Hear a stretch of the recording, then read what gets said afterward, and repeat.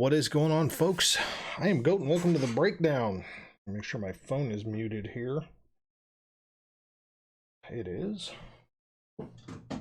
Good times, good stuff. Week 16. As my phone vibrates.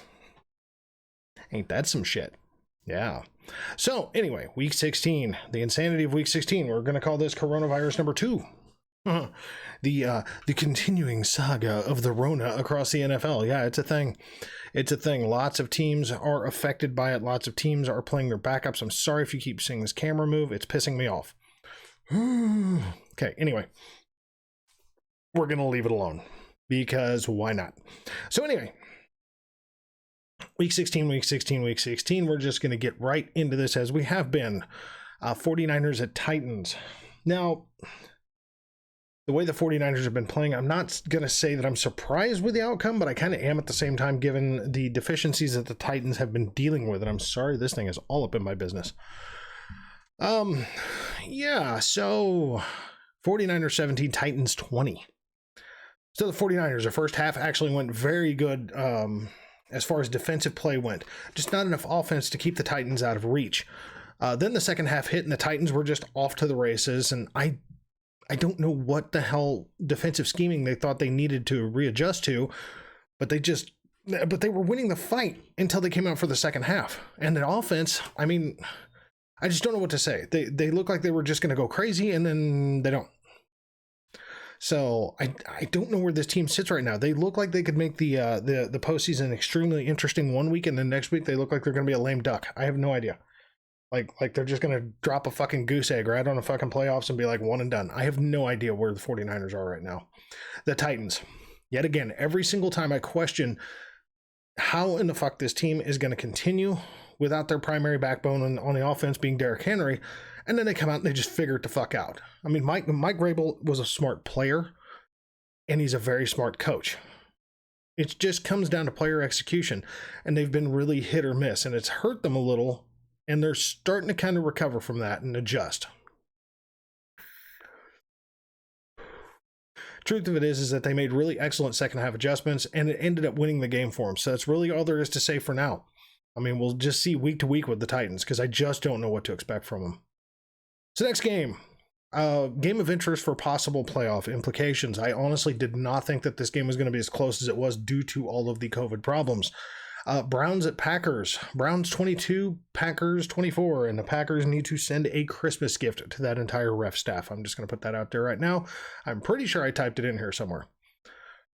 I can say that although they played like shit in the first half, they certainly came back to where they're strong in the second half, and that's running the damn ball.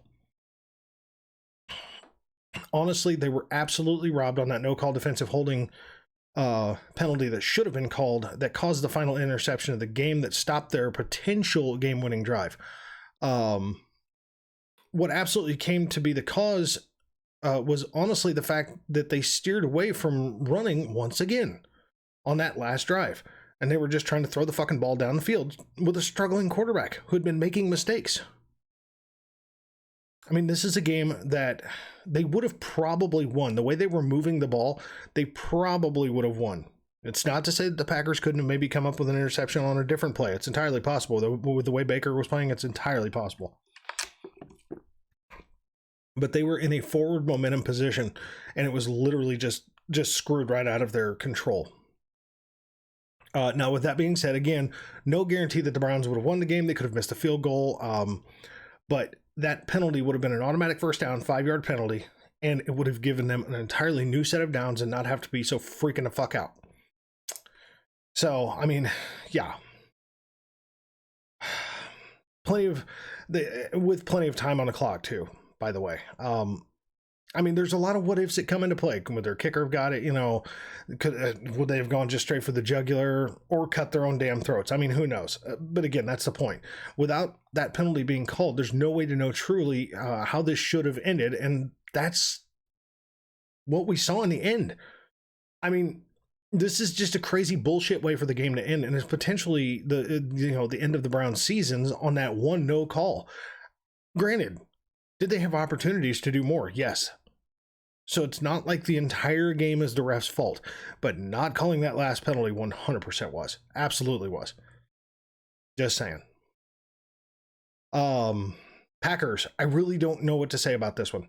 Their defense totally exploited the poor play of the Browns offense, first of all, in the first half, and they took an easy lead with some very good play. But the second half was just totally off on both sides of the ball, and the Browns came back on strong and gave up, and to top it off, they gave up over 200 yards on the fucking ground. And truthfully, the Packers got away with one with that no call. They really did, and it saved their asses. Because it would have resulted in a first down, giving the Browns new life, giving them a chance for a potential game-winning field goal. There's lots of what-ifs. Again, I hate when games come down to bad no call, bad calls, no calls, or just general horseshit like this, because it just takes away the spirit of the two teams fighting for their opportunity to win. It's just where I stand with it. I mean, overall, for the majority of the play of the game, do I think the right team won that game? Yes, I do. Not going to take anything away from the Packers because they are a very good team. But should the Browns have gotten that call and at least had the chance to try and do something with it? Yeah, they should have. So the Colts at Cardinals. This is one that kind of shocked me. Game of interest, playoff implications. There's going to be some of them that are very short. The Colts. This team wants to make it to the postseason so bad, and you can just fucking see it whenever they get on the field. Even with some interesting decisions, the decision making from Carson Wentz at times, they just came in with the intention of dominating the Cardinals. And although they didn't dominate them, they did what they needed to do to squeeze out the win.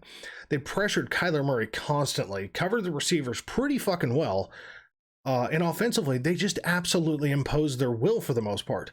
It wasn't explosive or fancy, but it sure fucking worked. I mean, kudos for the continued success. Much like the 49ers, I don't know that they have what they need to make a full run to the Super Bowl, but I think they definitely have enough to make the postseason quite interesting. Yeah. So, but unlike the 49ers, at least the Colts won. It is what it is. Cardinals, mistakes, missed opportunities with field goals, missed extra points, and generally just piss poor play on the final drive to try and make a comeback. That is the story of this game. There's no fucking way that you are, down 2 scores inside of the 3-minute mark, and you're going to try to dink and dunk that fucking ball down the goddamn field the way that they were doing. 3 yards here, 5 yards here, middle of the fucking field. That was stupid. And because Kyler Murray had been harassed the entire game, he just looked nervous as fuck out there. He looked like a goddamn 6th grader running from fucking high school varsity squad. It was pathetic. So, I mean, again, the tail end season woes continue to hit the Cardinals. I don't know what the fuck is wrong with this team as far as that's concerned. So, but I mean, we're going to see in the next couple of games. I mean, they've obviously, as far as I can say right now, they're going to make the playoffs. Like, they've clinched, but how far do they go? Man, that's a hard question. Lions at Falcons. This is a meh game for me. Like, I don't give a fuck. Okay. The Falcons beat the Lions. Say it ain't so. Although the Falcons are a mess, the Lions are worse. End of discussion. Next game. Rams at Vikings. Game of interest for the playoff implications. Rams. They started strong and they ended strong. They didn't play strong during the middle, but they didn't really need to so much. I mean, sure. Do I think the Rams have the capability of blowing out the Vikings? Absolutely, I do. But do they need to? No. But this is what they need to do to stay in the race. And boy, are they in the thick of it, to say the least, at this point. The Vikings.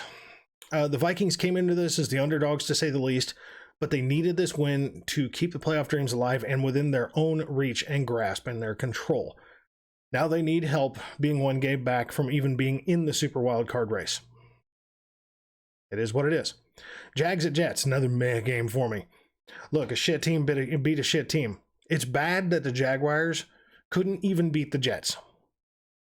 I mean, enough is enough for the season, honestly.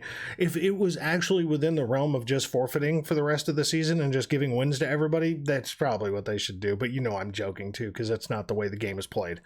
Just stick a fork in the fucking Jags. They're done, man. I mean, they are just a fucking hot mess. I feel bad for Trevor Lawrence. Get drafted, first overall. Fuck you. You're on the worst one of the worst teams in the division or in the league. Have a nice day. Giants and Eagles, another mad game for me. Potential playoff implications for the Eagles. But I come to yet another game that is just proof positive that the NFC is a fucking hot, steaming pile of shit. Yes, the Giants are a scrappy team, but that doesn't mean that they have a chance in hell of winning in this one. The Eagles would have literally just had to implode for this to have ended in a Giants win. Granted, crazier things have happened thus far this season, but it didn't happen here. So, next game. Bills at Patriots, big game of interest for me with playoff and divisional implications. Excuse me, for anybody who's been watching since I started doing the football breakdown, the one thing that I've been saying this season over and over and over and over and over again is that I want to see the Bills actually beat a winning team at their prime. Finally. The Bills beat a winning team, and they did it quite well, actually.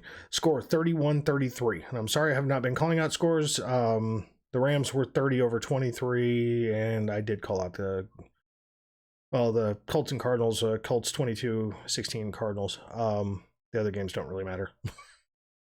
But yeah, 33 Bills, 21 Patriots. The Bills beat a winning team, and they did it well. They finally showed a ray of light that they have been, that they can take on and remain in a game with a winning team, plus overwhelm the scheme of the strong scheme of their opponent. And that's one thing with the Patriots and Bill Belichick and his entire, Josh McDaniels and everybody on that squad. As far as the coaches are concerned, they are amazing at scheming. They really are. They took teams of nobodies with it, basically nobody but Julian Edelman and fucking Tom Brady and Gronkowski, and a bunch of unknowns on defense, a bunch of unknowns on offense, and end up in the fucking Super Bowl. That's how good they scheme. It's not just the Tom Brady show. Yes, Tom Brady's play definitely did help a lot. It made the scheming much easier. But Brady's not perfect, and we all know this. He's extremely good, but he's not perfect. So you do have to give some kudos where it is due, which is the coaches getting the rest of the team to play like it should. And for a few games, the Patriots have actually looked very good. The Patriots' Achilles heel, though, has been that they are absolutely 100% not built for shootout games. They're just not. Not on a consistent basis. They're built for defensive smackdown of their enemies and to keep themselves just ahead enough to win. The Bills just honestly didn't give them that chance at all. At all. So, yeah, kudos to the Bills. Finally, man, with a roster like that, finally getting a fucking win against a fucking winning team at their prime. Good job. It's been what I've been waiting to see. It makes him a little bit more scary in the postseason. Ravens at Bengals, another huge, big game of interest for playoff and divisional implications. And holy Jesus Christ, man. Ravens hit with a mix of injuries and Rona, and just what a fucking mess. Ravens 21, Bengals 41. Ravens, man, this is not the position you want yourself to be in. Truthfully, it doesn't surprise me with how riddled with injuries this team has been, on top of having some COVID protocol, some COVID reserve players. Just not a good situation. And to top it off, it's made their play almost unbelievably erratic and damn near hard to watch at times, just trying to keep their hopes alive. And now they're on the bubble, needing help just to get into the postseason period. So, when just a few weeks ago, they were in the top 4 of the seeds for the AFC. So it's just like, damn, dude. The Bengals, holy Jesus Christ, when you want to tee off on a divisional opponent, this is the way to do it. They needed a big game, and they fucking delivered. Burrow threw for 525 fucking yards, 4 touchdowns, and they still ended up, even with that much yardage in the air, they still ended up running the fucking ball 77 times. Fuck, they could have run it like 2 times. But they got 77 on the ground. This was just dominance. Sheer will and dominance over a divisional opponent that they honestly are just tired of losing to. Good job on the Bengals, and yeah, that's going to be an interesting game coming up for the Bengals and the Chiefs. That's for damn sure. Chiefs go to Cincinnati. Going to be a fucking weird one. Game of potential playoff implications, Chargers at Texans. Chargers, This ended up being a meh game for me in the end. Chargers 29, Texans 40-1. Now, I do understand, and I'm sick and tired of hearing this fucking excuse, because it's like some teams find a way, other teams complain.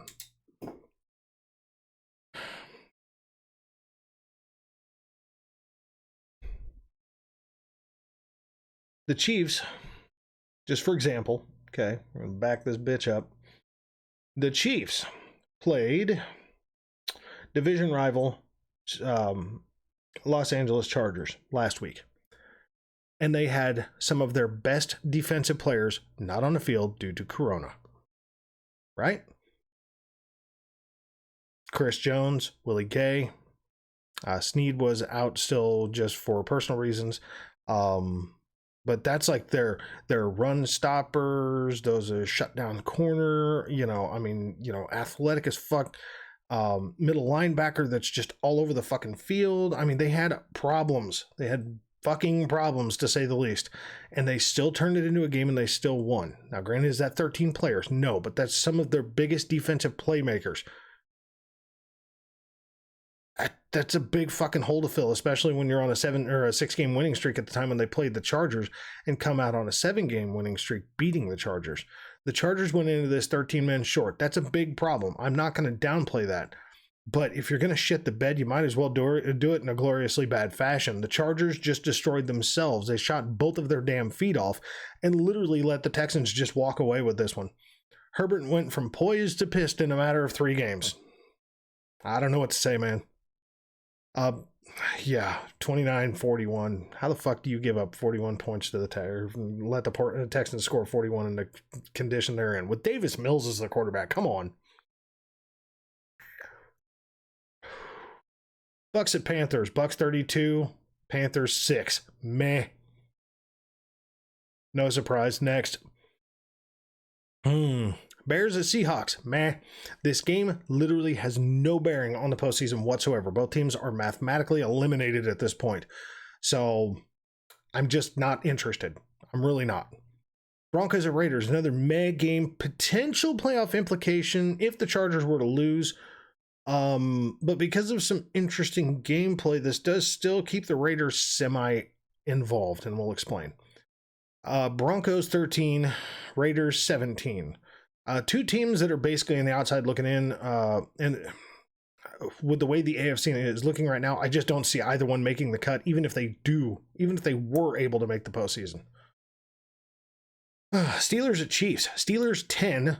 That final touchdown was fluff bullshit numbers, by the way, because other than that final touchdown at the very end of the fucking game, basically it was 36-3. Huge game of interest for the first seed for the AFC, which nobody at that point had clinched even their division yet, and only one team has done it as of right now, but also playoff implications for both teams. So the Steelers, wow. Just a piss poor performance overall from Ben Roethlisberger, first of all. Sure, they ran for 130 yards, but they only passed for, between Roethlisberger and Mason Rudolph, they passed for a total of 192 yards.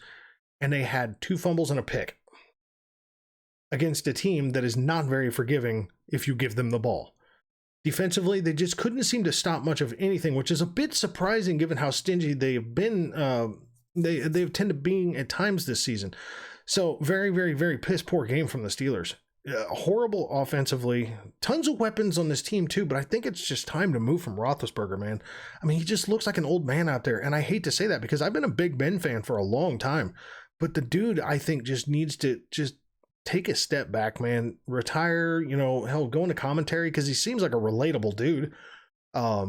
He seems to know offensive scheming good enough. It's just his execution these days.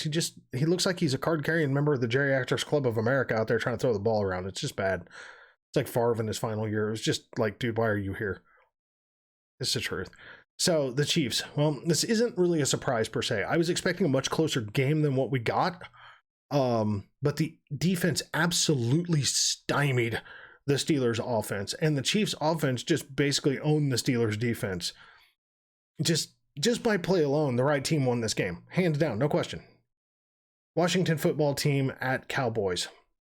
Potential implications if the Cowboys were to lose as far as playoff implications. Washington hit with COVID problems, of course. Got a few of their players back, including Taylor Heineke. But I'm just going to ask this question. Did anybody really expect any different result here? The Cowboys have owned the NFC East this season, and with so many players still out on reserve, I just didn't really see Washington coming anywhere close to being on top on this one. Final game of the week, Dolphins at Saints. And I'm sorry, Washington football team was 14, Cowboys 50-6. So the Dolphins at the Saints. Dolphins 20, Saints 3. Okay, so first of all, let's just say this. The Saints came into this game with their starting quarterback on IR, their backup quarterback, Trevor Siemian, injured, so he's on the PUP list, and then their third string quarterback, their Swiss Army knife guy, Taysom Hill, out on COVID reserve. So they literally had to pull in a fourth string quarterback to play this game. Like, they tried hard enough to get Drew Brees or even Phillip Rivers to come, and Drew Brees sent them a fucking picture of him golfing and said no, and Phillip Rivers just responded with a no. So it is what it is. So I honestly wasn't expecting this to be a stellar game for the Saints. I really wasn't. And I was right. The Dolphins came in and they just defensively destroyed the fucking Saints offense. That O-line couldn't stop shit. It's just as simple as that. I mean, Ian Book just didn't even fucking stand a chance in this game. And he was not making good decisions on getting rid of the ball anyway. So, couple of hiccups there. So let's talk about the standings, and then let's also talk about something else, okay? I want to talk about my picks for who I assumed by the end of the season, and I made this prediction on the 1st of September, okay? But we're also going to talk about who I thought was going to be in the top, let's say 14. Well, let's see. Yeah, let's say top 14, because that covers two playoff runs, right? So who I thought was going to be in the top 14. And it's a little interesting because a couple of them have had injuries this season, so it's been a little weird. But let's talk standings first. So the Chiefs right now solidly at 11-4, first place AFC. Titans 10-5, solid second place. Bengals, is this right? Yeah. Bengals 9-6, third place. Bills back in the top 4, 9-6. Colts in 5th place, 9-6. They're wildly erratic, but man, are they fun to watch. Patriots get dumped from 2nd place all the way to 6th place at 9-6, and here come those sneaky motherfucking Miami Dolphins. My shit talking is done unless they shit the bed at the end of the season. Yeah. Dolphins sitting in 7th. Now we've got 2 games left of this season, so this is where shit gets interesting. Is basically the bottom 5 positions are one game difference from those on the bubble and those sitting in their division lead. That's why nothing is clinched up except for the AFC West. Yeah. I mean, hell, the Chiefs only have a 2-game lead overall from 3rd place. So yeah, so the Chiefs have clinched the AFC West, but they're going to have to at least get one more win, and probably the Chargers get one more loss. Like if we win one, lose one, and then the Chargers win one, lose one, we'll be fine. Technically, we'll be fine without, because we got a 3-game lead on the Chargers, so it really doesn't matter. Like the AFC West is literally just imploded. On the bubble, Chargers at 8-7, Raiders at 8-7, Ravens are now deep at 8-7, and the Steelers 7-1. Just fucking wow, 1 week how the tables have turned. The NFC is much more interesting. Holy shit. The Packers at 12-3, solidly clinched. Cowboys 11-4, solidly clinched. Rams 11-4, solidly clinched for the playoffs. Buccaneers 11-4, and they've now clinched their division, as have the Packers and the Cowboys. The Rams are the only ones that haven't clinched their division, and that's just because they're one game up on the Cardinals. Cardinals are now at number 5 at 10-5. How the mighty have fallen from first all the way to 5th. And if this tumble continues, it's going to be real ugly because they only have a 2-game lead on those that they're ahead of. Behind them, the 49ers at 8-7, and then behind that, 8-7 Eagles. On the bubble is the Vikings, Falcons, and Saints, all at 7-8, and then the Washington football team 6-9. I just don't see it. They would have to win out and everybody ahead of them lose. I don't see it. Now, my quarterback predictions. I'm going to give you the top 14. And this is going to sound a little funny because there has been injuries that have influenced this particular circumstance. Now, I will say that even in my notes here, the top 3 were really honestly wide open for interpretation because all 3 quarterbacks are extremely good. Patrick Mahomes, Aaron Rodgers, Tom Brady. Wouldn't have surprised me in any order that these guys were in. Okay, so Patrick Mahomes, Aaron Rodgers, Tom Brady. I knew that those guys were going to be in the top 3. And as of week 16, guess who's in the top 3? Aaron Rodgers, Patrick Mahomes, Tom Brady, in that order. My 4th pick, Josh Allen. As of week 16, Josh Allen. My 5th pick, Baker Mayfield, because honestly, I saw him improving this season. 5th, as of week 16, Matthew Stafford. My 6th pick, Matthew Stafford. 6 as of 16, Joe Burrow. Okay. Okay. All right. My 7th, Kyler Murray. Justin Herbert. My 8th, Russell Wilson. I was assuming this was going to be a good comeback year for him, and due to injuries and then just general piss poor play, the 8th is Dak Prescott, because honestly, I put Dak kind of in the middle because of his injury last year. I just didn't know how he was going to look this season. I put him like around 20, honestly, because I didn't want to diss on the dude and put him all the way at the bottom or some shit, but not knowing how he was going to look when I made this pick going into the regular season, I was just real iffy on putting him high. Probably should have in retrospect. So my 9th pick was Justin Herbert. We already saw that he's ahead of the game on that one. 9th is actually Kyler Murray. 10th pick, Ben Roethlisberger. With the weapons that he's got, I assume Ben Roethlisberger was going to do a lot better. Derek Carr, of all fucking players. Yeah, he's been balling this season, man. And just for reference, Ben Roethlisberger is 22nd as of week 16. Now, my 11th pick sucks because he's out on IR. Jameis Winston. He was balling through week 5.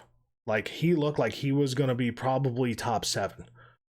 But unfortunately, out on IR. So the actual 11th quarterback is Kirk Cousins. Again, another guy who's been kind of secretly, kind of quietly balling this season.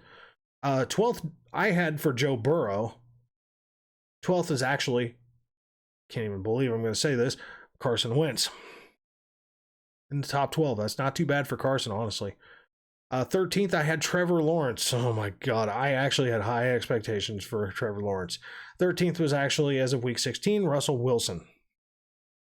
14th pick, I had Ryan Fitzpatrick. Because, again, there are some weapons on the Washington football team's squad, but Taylor Heineke is not Ryan Fitzpatrick, and Ryan Fitzpatrick went out, week 2? And hasn't been back? Week 2 or week 3, something like that. Hell, it might have even been a week 1.